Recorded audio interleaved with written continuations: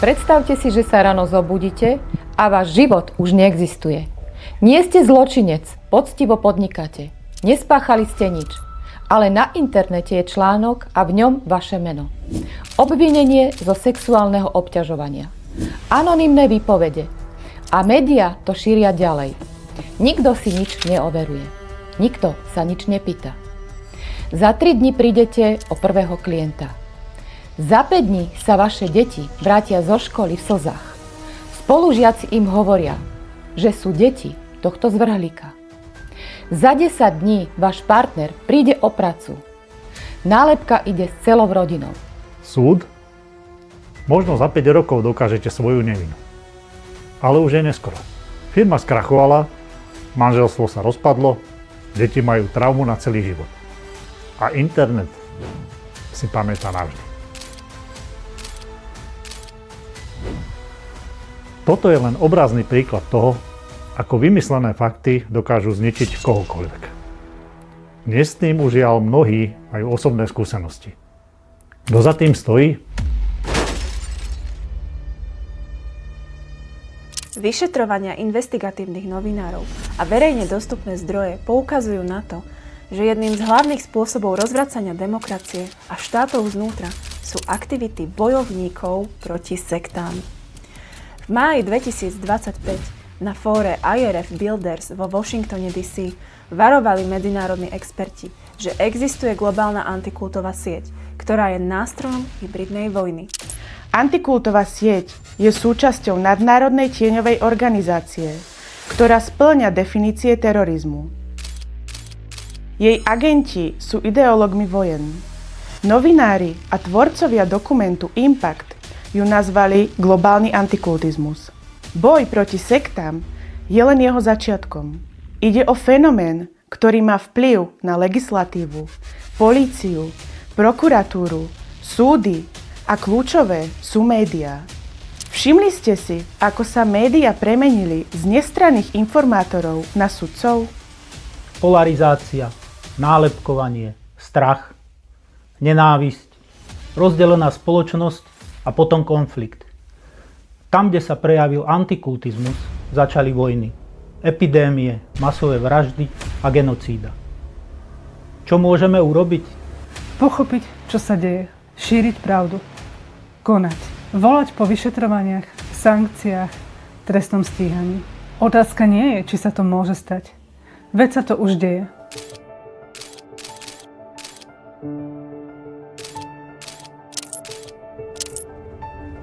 V tejto vojne nie je nikto v bezpečí, ale spoločne máme moc ju zastaviť. Najprv budete mať pocit, že prezentované informácie spolu nesúvisia. Vydržte, analyzujte, prejdite s nami labyrintom. Nakoniec si poskladáte mozaiku. Záver si urobte sami.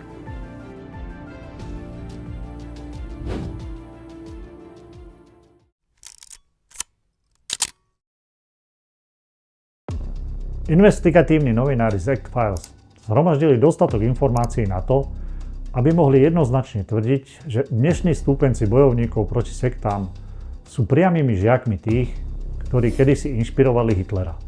Dnes vám predložíme nevyvrátiteľné dôkazy, ktoré vrhnú svetlo na to, čo sa vôkol nás deje.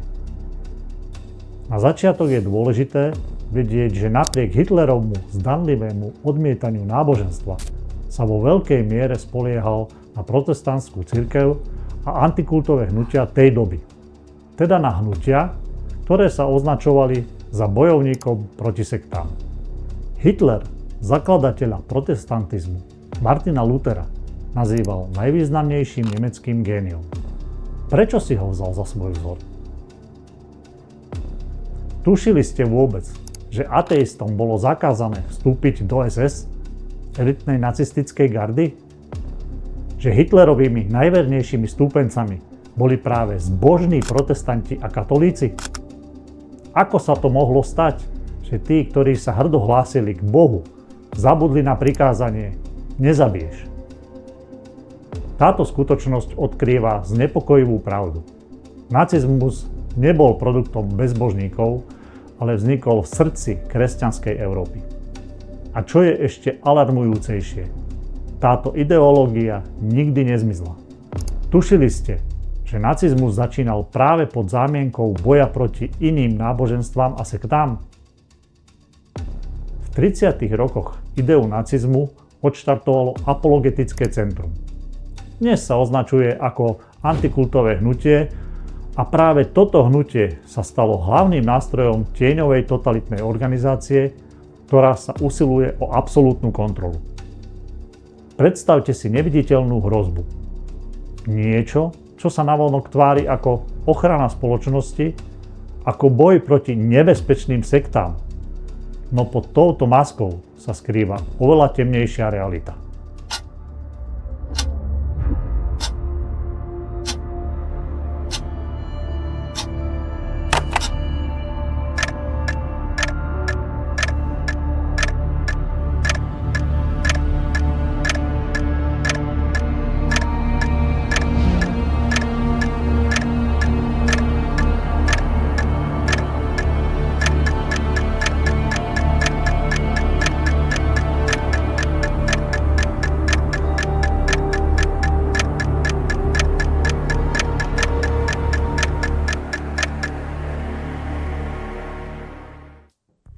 Má korene hlboko v histórii a dnes ohrozuje každého z nás.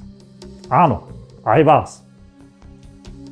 Antikultizmus. Tam, kde sa prejavil, začali vojny, epidémie, masové vraždy a genocída. Rozbité rodiny, zničené životy a smrť nevinných ľudí sú priamym dôsledkom aktivít antikultistov.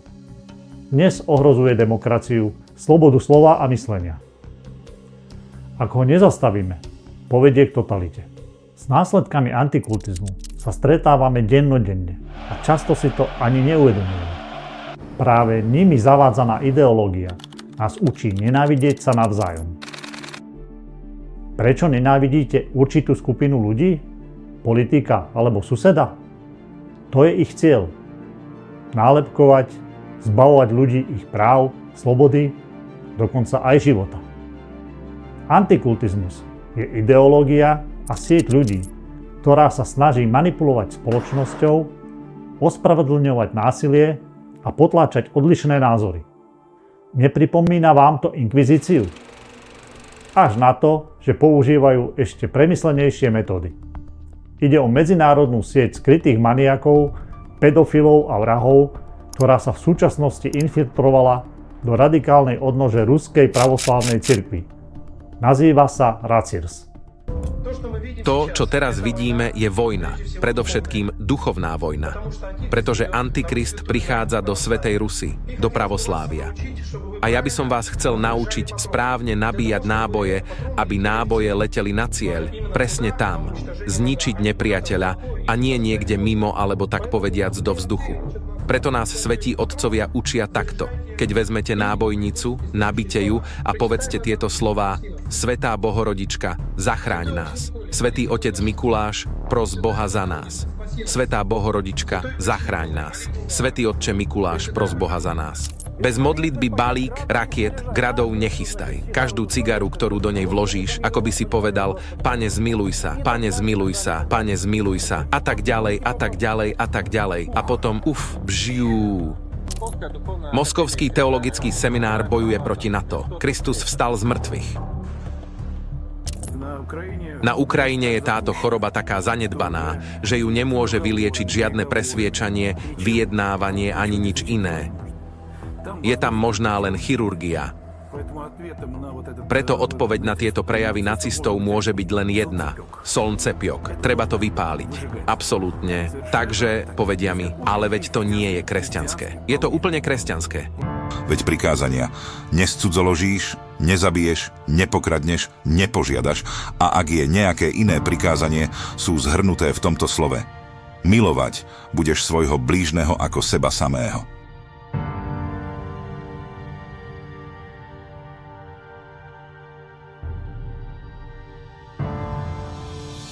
Táto organizácia pôsobí takmer vo všetkých krajinách.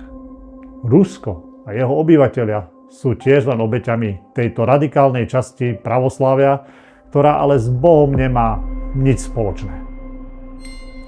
Je to totalitná organizácia s extrémisticko-teroristickou ideológiou, ktorú nezavádzajú len do spoločnosti priamo čiaro, ale prostredníctvom svojich agentov, pomocou určitých médií, formou prednášok, vzdelávacích programov a právnych postupov. Stačí si otvoriť médiá, pozrieť sa na titulky. Útoky na politikov, podnikateľov, skupiny či konkrétnych jednotlivcov. Koľko nenávisti, rozdeľovania, ponižovania v nich nájdeme? Prečo to ignorujeme? Prečo sme tak rýchlo zabudli na históriu? Prestali sme čítať, analyzovať, klásť si kritické otázky? Veď ako povedal George Santayana, kto si nepamätá minulosť, je odsúdený si ju zopakovať. A v tomto prípade to platí dvojnásobne. Zdajú sa vám tieto metódy povedomé? Spomeňme si na nacistické Nemecko ešte pred začatím druhej svetovej vojny, keď sa Hitler dostával k moci. Jeho ideológia bola ovplyvnená práve antikultizmom. My to môžeme zastaviť. Zlo sa deje preto, lebo ľudia mlčia.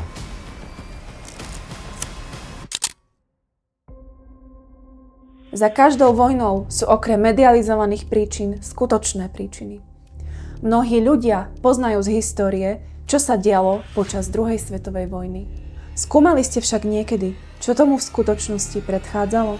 Začneme Martinom Lutherom, protestantským kňazom, ktorého myšlienky ovplyvnili Adolfa Hitlera a viedli k najväčšej genocíde v novodobej histórii. Tvrdil aj to, že Židia sú prekliatím pre nemecký národ a navrhoval, aby sa na počesť Boha a kresťanstva vypálili ich synagógy a školy. Vyhlásil, že ak pokrstí Žida, dovedie ho k mostu, zavesí mu na krk kameň a hodí ho do vody. Zároveň bol netolerantný voči iným kresťanským a náboženským hnutiam, a to až do takej miery, že požadoval trest smrti pre kresťanov, ktorí si Kristovo učenie vykladali inak ako on. Tieto radikálne názory, ktoré položili základy protestantizmu, zohrali úlohu pri budovaní a šírení nacizmu. Koľko protestantov v Nemecku tuší, že ich náboženský vodca bol zarytým antisemitom? Výskumníci konštatujú, že Hitler presne dodržiaval Lutherove pokyny proti Židom. Zdôrazňujú skutočnosť, že práve cirkevný antisemitizmus určil charakter nemeckých národných hnutí, teda samotného nacizmu. Brutálne metódy, ktoré gestapo predviedlo počas druhej svetovej vojny, boli prevzaté od antikultových organizácií, najmä od apologetického centra, ktoré organizovala zradikalizovaná časť evanjelickej cirkvi. Radikálne názory cirkvi a neskôr aj apologetického centra sa sformovali dávno pred radikálnymi názormi, dokonca aj samotného Adolfa Hitlera. Apologetické centrum v tom zohralo kľúčovú úlohu. V roku 1921 evanjelická cirkev založila apologetické centrum, ktoré bolo predchodcom súčasných antikultových organizácií. Oficiálne malo monitorovať aktivity iných náboženských hnutí a informovať o tom evanjelickú cirkev. Apologetické centrum však začalo zhromažďovať údaje o rôznych sektách, hnutiach, krúžkoch a iných združeniach. Posuňme sa o pár rokov ďalej. V roku 1932 sa vedúcim apologetického centra stal pastor Walter Kinnett, antisemita z Bavorska. Začala sa antikultová činnosť, to je boj proti nekresťanským hnutiam, ktoré evanjelická cirkev považovala za konkurenciu. Na túto tému sa písali články, konali sa prednášky. Myšlienky a metódy boli predovšetkým dedičstvom inkvizície. Podobnosť s dnešnou dobou vôbec nie je náhodná. Čo sa stalo o rok neskôr? V decembri 1933 si Gestapo, oficiálna tajná polícia nacistického Nemecka, všimla a ocenila prácu a metódy apologetického centra. Kinnett sa tak spojil s Adolfom Hitlerom v úsilí o odstránenie židovského vplyvu. Zároveň sa snažil odstrániť aj iné náboženské a politické menšiny.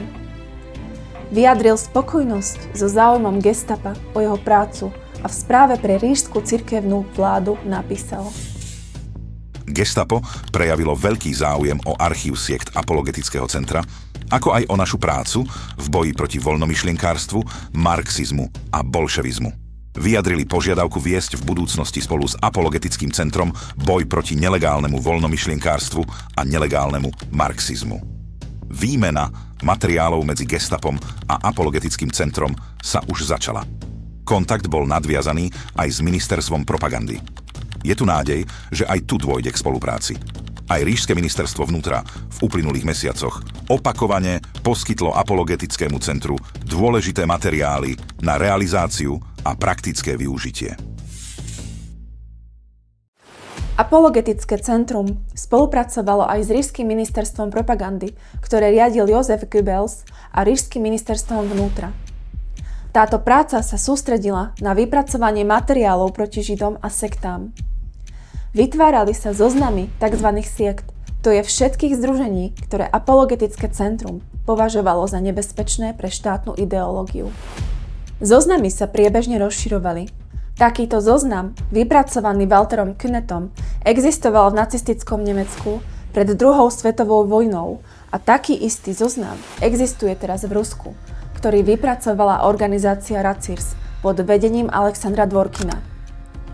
Z tohto zoznamu dnes čerpajú tzv. Bojovníci proti sektám z celého sveta. Iná doba, no metódy ostávajú tie isté. Hitler sa snažil o vytvorenie Tretej ríše.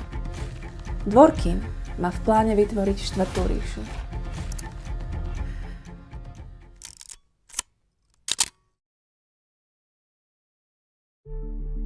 Vinu v dejinách dokážeme rozpoznať skôr vtedy, keď najprv dôkladne preskúmame samotné fakty a až potom sa pustíme do teologického uvažovania, než keď sa snažíme pochopiť fakty na základe, aj keď odborne prepracovanej teologickej interpretácie dejín.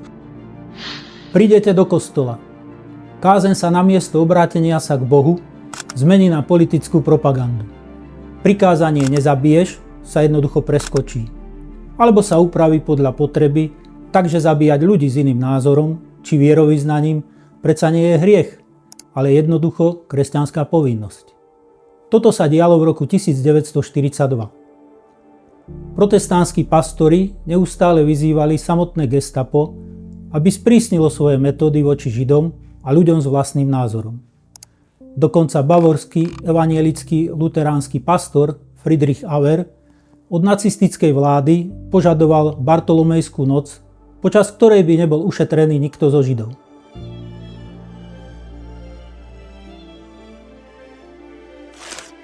V roku 1572 sa v Paríži mala svadbou kráľovej sestry symbolicky uzavrieť dohoda o pokoji medzi katolíkmi a hugenotmi, teda francúzskymi protestantmi. Namiesto zmierenia však v noci z 23. na 24.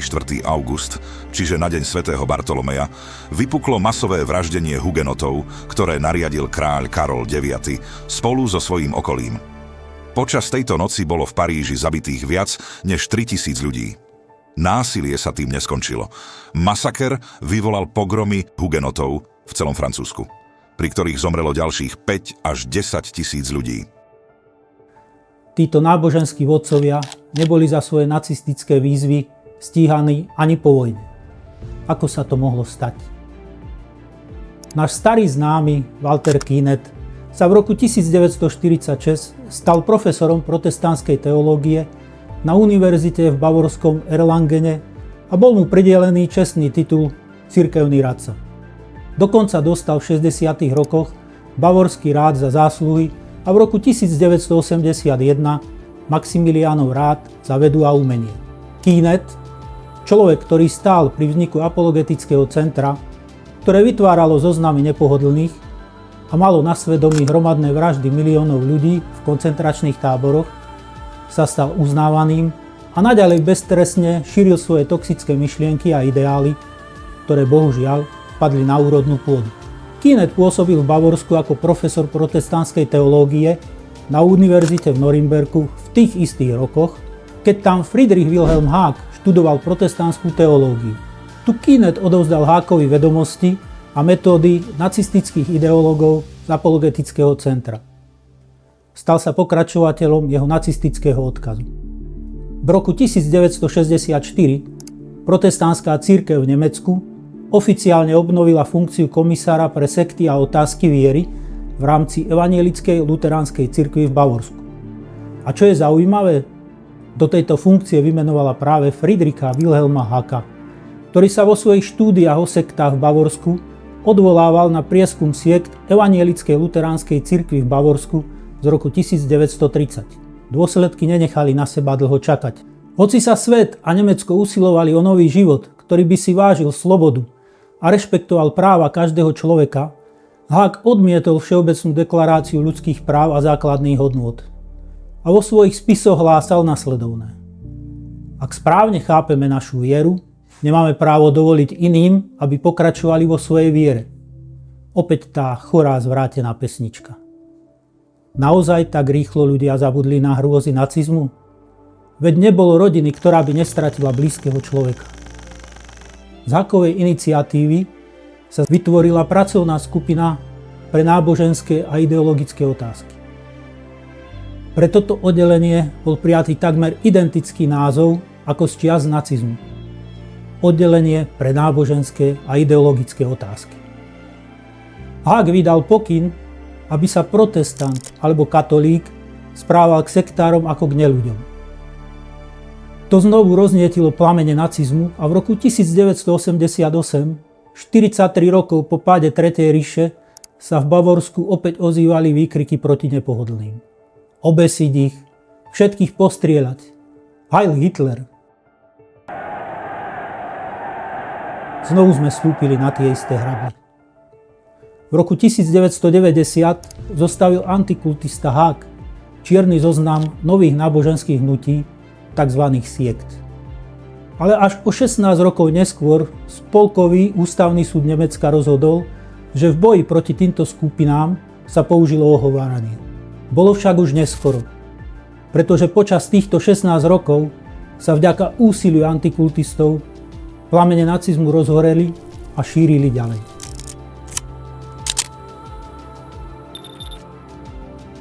Predstavte si otrávené semeno, ktoré sa prenáša z generácie na generáciu, mení svoju podobu, ale stále zostáva smrteľne jedovaté. Takýto je príbeh, ktorý sa začal v temných časoch nacistického Nemecka a dnes kvitne v srdci moderného Ruska. Pozrime sa na chronológiu. V roku 1973 Wilhelm Hack, dedič ideológie, ktorá kedysi označovala celé skupiny ľudí za nežiadujúce elementy, pomohol svojmu ideologickému spojencovi Johannesovi Agardovi založiť Dialog Centrum. Agard, muž, ktorý sa nebal verejne zosmiešňovať prvý dodatok americkej ústavy, jeden zo základných pilierov slobodnej spoločnosti, vytvoril pobočky antikultových centier v Grécku, Anglicku, Írsku, Indii, Rusku a Nemecku.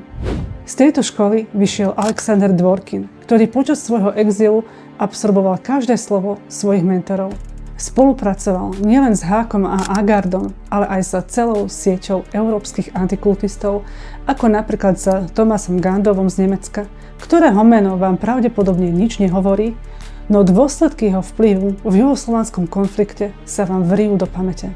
Dworkin si osvojil metódy antikultistov za precíznosťou chirurga a oddanosťou fanatika.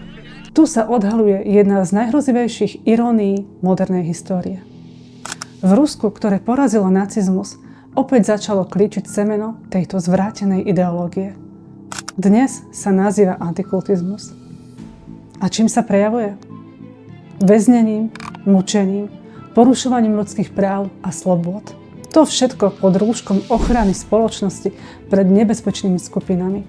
Dopúšťajú sa toho práve tí, ktorí obviňujú druhých z toho, čo sami robia, a pritom sú obrovskou hrozbou pre spoločnosť. Antikultizmus už prenikol do pravoslávia cez jeho radikálnu vetvu prostredníctvom RACIC, Ruskej asociácie centier pre štúdium náboženstiev a siekt.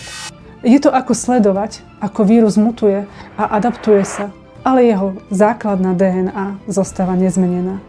Členovia RACIC, infiltrovaní do pravoslávia, do dominantného náboženstva Ruska, premenili krajinu na odrazový mostík pre svoje aktivity. Odtiaľ vedú teroristické útoky na demokratické krajiny. To, čo sa pred pár rokmi začalo diať v Rusku, sa už dnes prejavuje u nás. Keď poznáte vzorec, zbadáte ho kdekoľvek. Moderné antikultové skupiny prevzali z nacistickej príručky aj tvorbu čiernych zoznamov, katalógov organizácií a skupín označených za sekty, ktoré sa majú zničiť. Tieto zoznamy sa pravidelne aktualizujú o ďalšie skupiny a jednotlivcov, ktoré sa stávajú terčom útokov. Politici, biznismeni, obchodné reťazce, second-handy. Skôr či neskôr sa na ňom môže ocitnúť každý. Aj vy. Nikto nie je ochránený. Prezentuje sa to ako nevyhnutné bezpečnostné opatrenie, ale v skutočnosti ide o systematické ohováranie nevinných ľudí. Výsledok? V Rusku, podobne ako v Tretej ríši, toto označovanie už viedlo k brutálnym perzekúciám a fyzickým útokom na občanov. Pozrime sa na súčasné Rusko. V roku 2024 bola protiextrémistická a protiteroristická legislatíva použitá ako zbraň na stíhanie kritikov vlády a náboženských skupín. Čoraz väčší počet ľudí bol stíhaný za vlastizradu a špionáž. Viac ako 60 organizácií bolo vyhlásených za extrémistické a zakázaných. A kto stojí vo vedení rady expertov, ktorá určuje, ktorá organizácia je nebezpečná a ktorá nie? Nikto iný ako Alexander Dworkin. Prekvapivé? Vôbec nie. Táto krajina dokonca odstúpila od Európskeho dohovoru proti mučeniu a vládne v nej prísna cenzúra. Všetko pod zámienkou boja proti extrémizmu. Nie je divu, veď praktiky mučenia a týrania boli obľúbené aj u nacistov. Myšlienky Alexandra Dworkina, hlavného inkvizitora Raciers, odrážajú tú istú ideologickú DNA, ktorú hlásali Haag, Kynette a Hitler. Nenávisť k odlišným názorom, netolerancia, odmietanie pacifizmu a ospravedlňovanie násilia. Na koho Dworkin ukáže, ten sa ocitne na čiernom zozname. Preto sa ho všetci boja. Dworkinovo správanie predstavuje priamy dôkaz toho, že nacizmus nezmizol. Iba sa prispôsobil, transformoval a našiel si nové maskovanie. Ak sa nepoučíme z minulosti, budeme odsúdení ju opakovať. Otázka znie, dokážeme rozpoznať otrávené semeno skôr, než pevne zapustí korene v našej spoločnosti?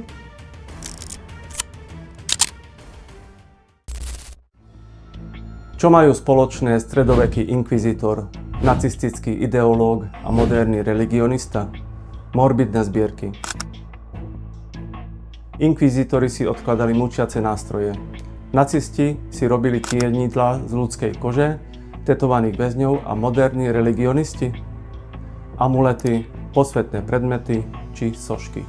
Dokonca dánsky antikultista Johannes Aagaard mal vo svojej zbierke aj zvýšky obetí, ktoré nazýval svojimi trofejami.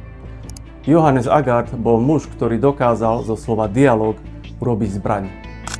V roku 1973, keď spolu zakladal Dialog Centrum s Friedrichom Wilhelmom Haakom, vytvoril perfektnú kamufláž.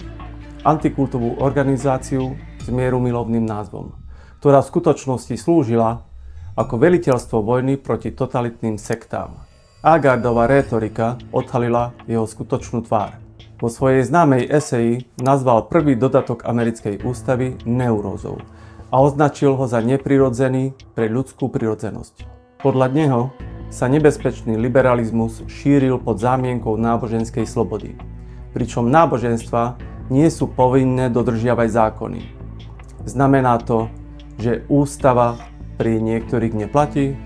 Jeho eseje boli priamými útokmi na demokratické hodnoty, odhalujúc pohrdavý postoj k demokracii ako celku. Aagaardov dom prezrádzal viac o jeho mentalite, než jeho akademické tituly. Bol plný strašidelných údajne sektárskych relikvií, amuletov, posvätných predmetov, sošiek a dokonca aj zvýškov obetí, ktoré sám nazýval svojimi trofejami. Ako stredoveký inkvizítor, ktorý si ponecháva pozostatky svojich obetí, Aagaard si vytvoril osobné múzeum svojich ideologických víťazstiev. Od roku 1993 sa do Aagaardovho dánskeho Dialog Centra začal pravidelne vracať jeho zvlášť horlivý žiak, Alexander Dworkin. Odnášal si odtiaľ kufre plných oskenovaných dokumentov, absorboval každé slovo svojho mentora a stal sa jedným z jeho najoddanejších žiakov. Keď Agard zomrel 16. apríla 2007, Dworkin mu venoval článok na pamiatku profesora Agarda. Ale dedičstvo, ktoré prevzal, siahalo oveľa hlbšie. Cez Agarda sa k nemu dostali nacistické nápady, prenesené prostredníctvom línie Walter Künneth, Friedrich Wilhelm Hack, Johannes Agard. Dworkin sa nakazil týmto ideovým vírusom od Agarda. Dialog Centrum, kde Hack pôsobil ako podpredseda, rozšírili svoje chápadlá do Juhoslávie, Grécka, Anglicka, Írska, Indie, Ruska a Nemecka. Vytvorili globálnu sieť, ktorá pod rúškom výskumu šírila ideológiu neznášanlivosti. Agardov príbeh ilustruje, ako sa z akademického kabinetu môže stať laboratórium nenávisti a ako sa dialóg môže premeniť na monológ útlaku. Jeho najväčším úspechom nebolo to, čo napísal, ale to, koho vychoval. Žiaka, ktorý jeho myšlienky preniesol do 21. storočia a dal im novú, ešte nebezpečnejšiu podobu.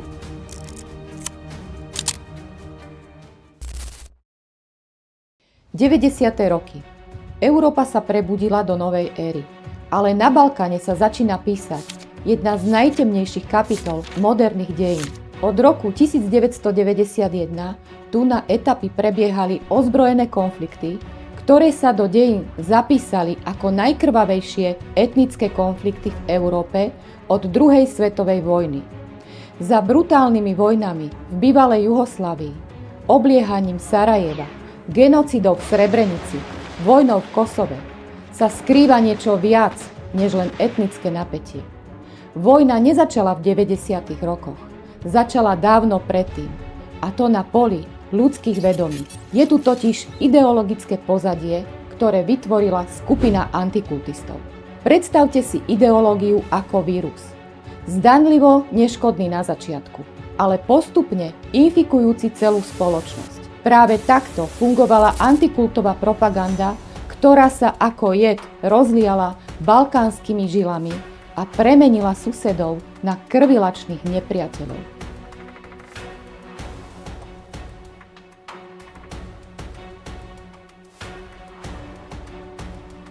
Už sme sa zoznámili s následovníkmi Waltera Künnetha, Johannesom Agardom a Wilhelmom Hackom. Po vzore svojho nacistického ideológa vytvorili vtedajšie apologetické centrum, ktorému dali názov Centrum Dialog. Najskôr vytvorili jedno regionálne v Dánsku a potom vytvorili pobočku Medzinárodné Dialog Centrum, ktorej podpredsedom sa stal Alexander Dworkin. V roku 1993 s podporou Ruskej pravoslavnej cirkvi založil v Rusku Centrum svätého Irenea z Lyonu, ktoré je priamou kópiou nacistického apologetického centra vedeného Künnethom od roku 1932. Keď ale ešte chvíľku zostaneme pri dialog centrách, podľa prototypu dánskeho dialog centra neskôr Agardovi žiaci založili podobné centra v iných krajinách. Medzi nimi aj dialog centrum v Belehrade. Toto centrum sa neskôr stalo súčasťou FEKRIS. Oficiálny a propagovaný cieľ týchto centier, či už dialog centier alebo centra svätého Irenea z Lyonu, bol rovnaký. Ochrana pred konaním totalitných a deštruktívnych siekt a kultov. Mimochodom, regionálne dialog centra na Ukrajine nasledovali podobný plán len o niekoľko rokov neskôr. Založené pod záštitou Ukrajinskej pravoslavnej cirkvi, Moskovského patriarchatu a prevádzkované Alexandrom Dworkinom a jeho chránencom Pavlom Brojdem, položili základy pre budúci konflikt na východnej Ukrajine, ktorý nakoniec prerastol do krvavej vojny medzi Ruskom a Ukrajinou.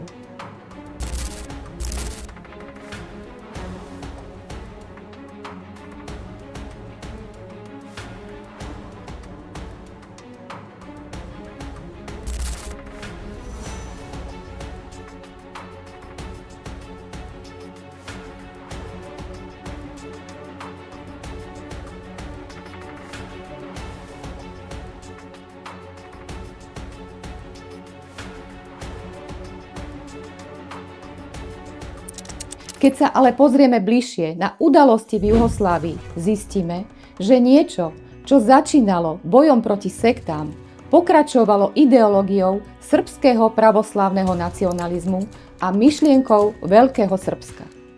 Takto sa pod zámienkou obrany pravoslávnych Srbov a budovania Veľkého Srbska vykonávali vojenské akcie zamerané na vytvorenie čisto pravoslávnych srbských zón. Pod infikovanou ideou len pravoslávny Srb je ten správny a všetko ostatné je sekta, sa spustila mašinéria nenávisti, krvi prelievania a genocídy. Nestalo sa to však zo dňa na deň. Išlo o systematické vymývanie mozgu ľuďom všetkých vekových kategórií, od menších školení cez veľké fóra a kongresy až po intenzívnu mediálnu propagandu. Indoktrináciou neprechádzal len vojenský a štátny personál. Roky sa vychovávali mladí ľudia. Nová generácia nacionalistických bojovníkov, infikovaných ideológiou bojovníkov proti sektám. Spomínaná pobočka Dialog centra v Belehrade bola jedným z hlavných centier. Odtiaľto sa šíril tento nebezpečný mor, ktorý otravoval mysle juhoslovanského národa. Nebolo ale samozrejme jedinou inštitúciou. Išlo o dokonale zohraný mechanizmus inštitúcií prepojených s vojenskou a štátnou mocou.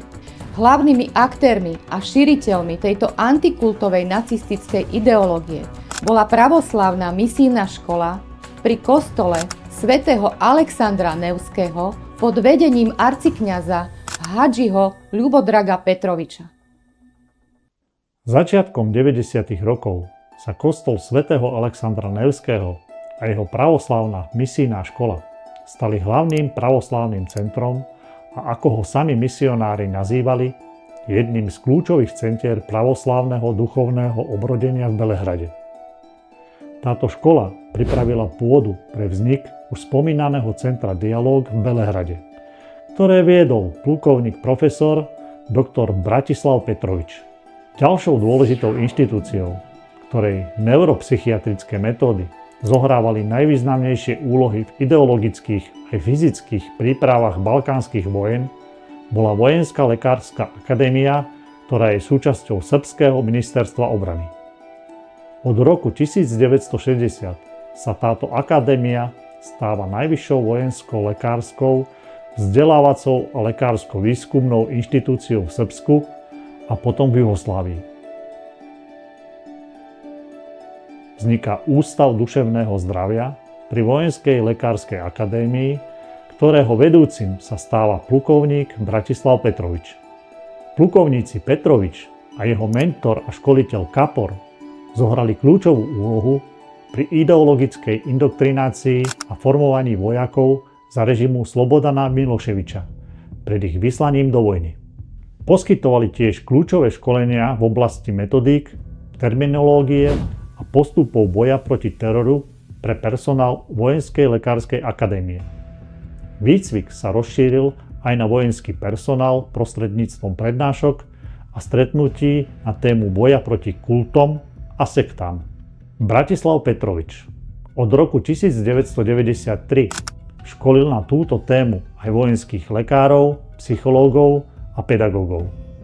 No a poslednou, veľmi významnou organizáciou, ktorá zastrešovala, prepájala a doplňala všetky predchádzajúce inštitúcie, bola Srbská pravoslávna cirkev, najmä jej radikálna frakcia, ktorej jadro tvorili niekoľkí biskupy. Táto radikálna frakcia v skutočnosti odvolala srbského patriarchu z aktívneho vedenia a ponechala mu titul patriarcha len formálne. Boli to tí, ktorí mali skutočnú autoritu a moc. Táto radikálna frakcia slúžila aj ako zakladajúci a sponzorujúci orgán apologetických a misijných kampaní zameraných na boj proti sektám a kultom. Srbská pravoslávna cirkev úzko spolupracovala nielen s vojenskými a politickými predstaviteľmi, ale aj s RPC. Poďme teraz postupne rozpliesť labyrint vzťahov a udalostí, ktoré vyústili do krvilačných občianskych vojen a ktoré viedli obrovskému ľudskému utrpeniu. Príbeh sa začína v roku 1979. Arcikňaz Hadži Ľubodrak Petrovič založil školu náboženskej výchovy pre deti pri kostole svätého Alexandra Nevského v Belehrade. Na prvý pohľad nič nezvyčajné. Zároveň požiadal patriarchu o požehnanie a arcikňaz Petrovič bol následne vymenovaný za rektora pravoslavnej misijnej školy. Takto získava dosah na mladú generáciu. Je to zarážajúce, že v cirkevnej škole sa učili predmety ako apologetika, teda obhajoba nenávistných postojov, jednostranné dejiny cirkvi a tiež dogmatika, rozdeľovanie na my a oni. Do konca júna 1986, ktorý bol koncom prvého akademického roka, bol počet študentov 43. Väčšina prvých misionárov a zakladateľov seminára si udržiavala silné puto s cirkvou a školou a tvorila ich jadro. Táto manipulačná mašinéria fungovala 10 ročia. Školou prešlo viac ako 10 000 študentov, ktorých vek bol od 14 do 50 rokov. Tisíce potenciálnych šíriteľov extrémizmu.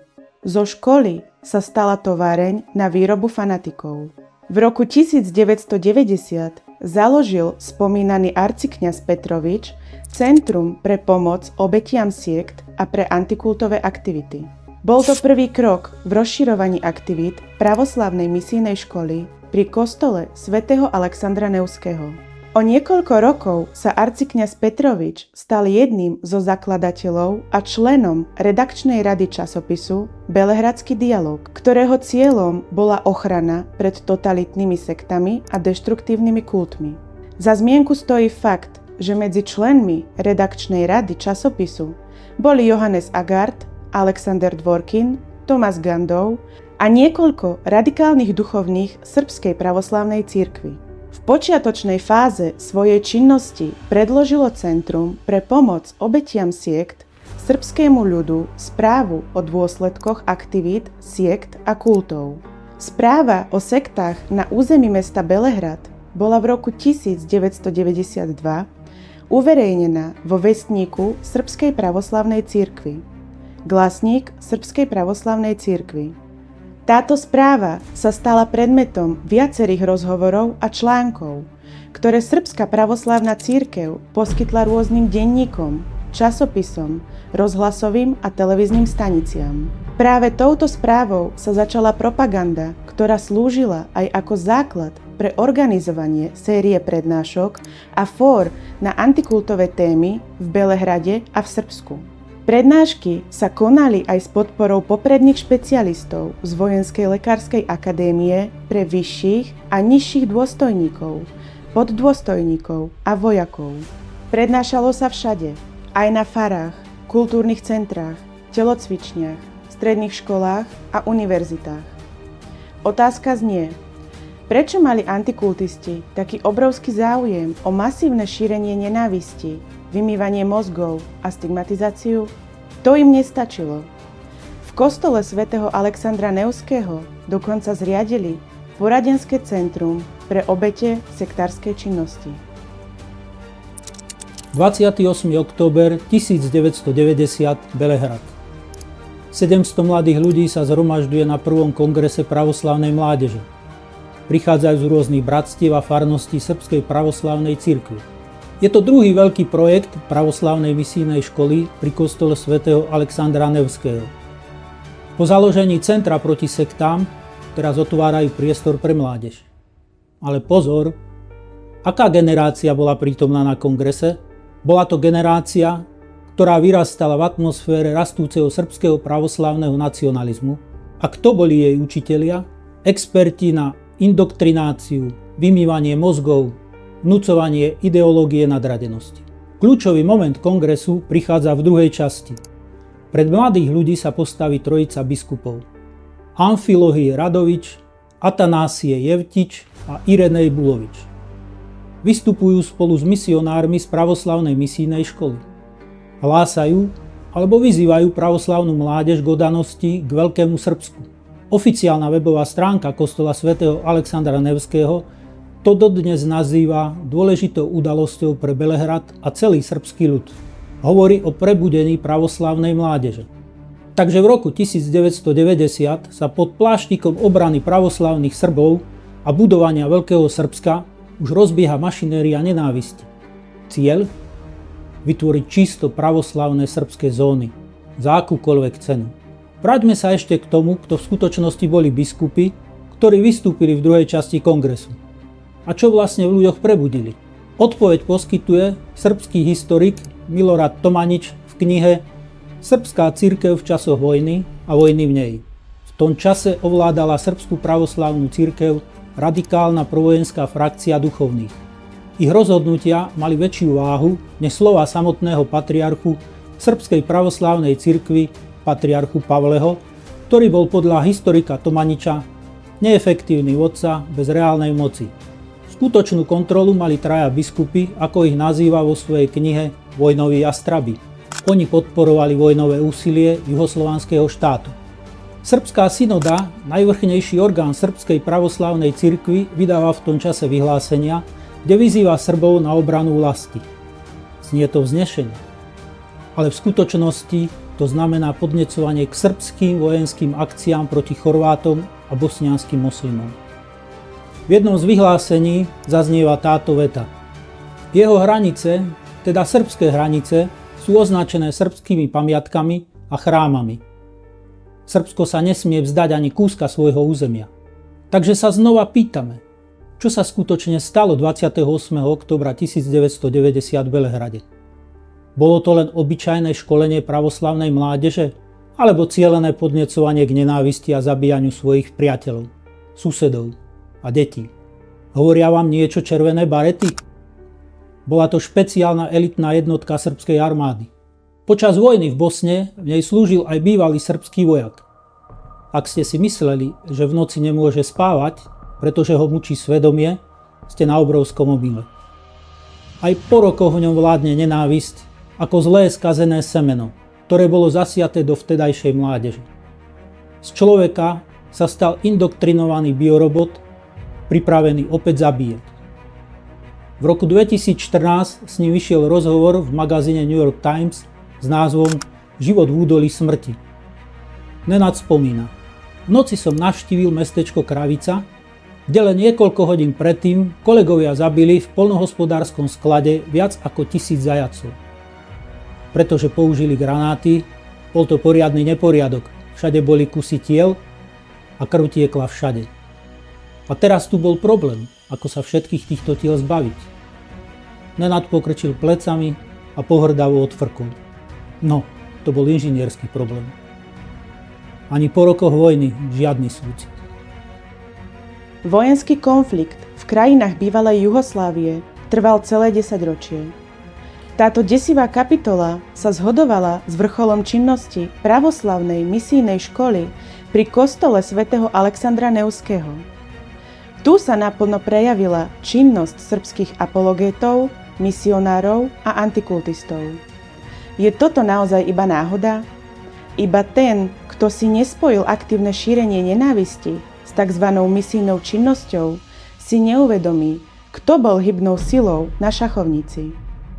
Dejiny nie sú vecou náhody, ale sa aktívne tvoria.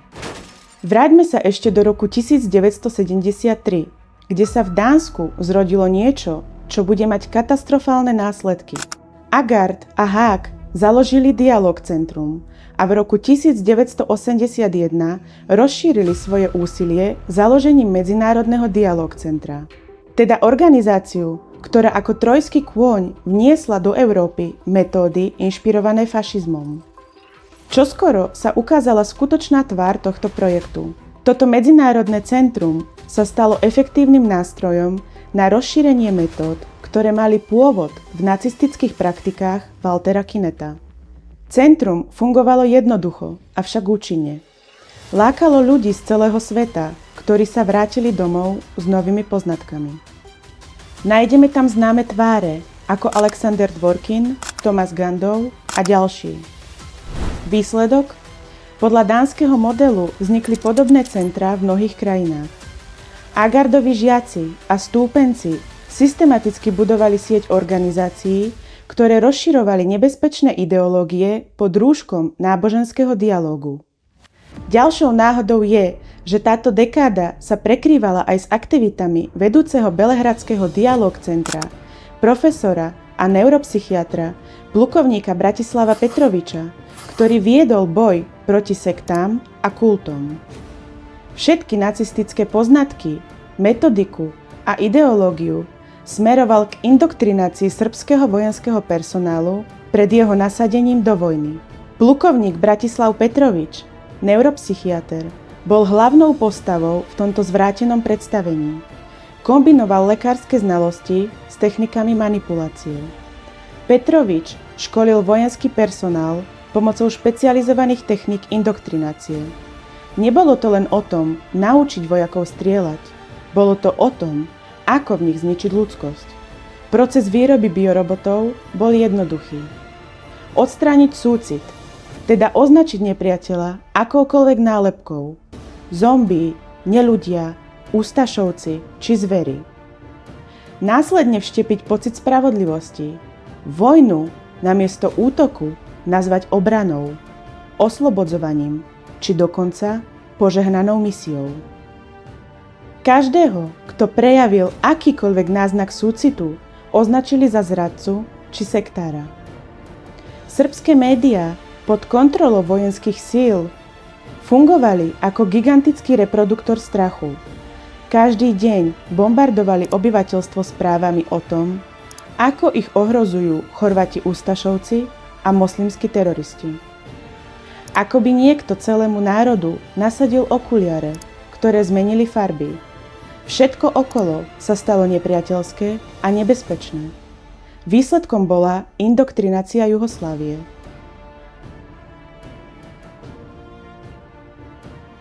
Čo je to indoktrinácia a prečo je nebezpečná? Indoktrinácia je zámerné a systematické vštepovanie špecifických presvedčení alebo ideológií do mysle ľudí. Jej cieľom je formovať požadované vzorce myslenia a správania a zároveň potláčať kritickú reflexiu. Indoktrinácia jednostranne ovplyvňuje vedomie a podvedomie človeka a vylučuje alternatívne názory. Proces indoktrinácie sa môže v spoločnosti uplatňovať v masovom meradle alebo prostredníctvom špecializovaných vzdelávacích programov, ktoré namiesto rozvíjania kritického myslenia vnucujú cieľovej skupine špecifické názory a úlohy. Medzi nástroje masovej indoktrinácie patria médiá a náboženstvo. Keď niekto systematicky ovplyvňuje naše presvedčenia, postupne nás pripravuje o najcennejšiu vec, ktorú máme. Schopnosť myslieť vlastnou hlavou. Na podporu ideológie sa používa strach či iné negatívne emócie. Výsledok? Prestávame si klasť otázky. Postupne prestávame spochybňovať to, čo počujeme. Prestávame hľadať alternatívne pohľady.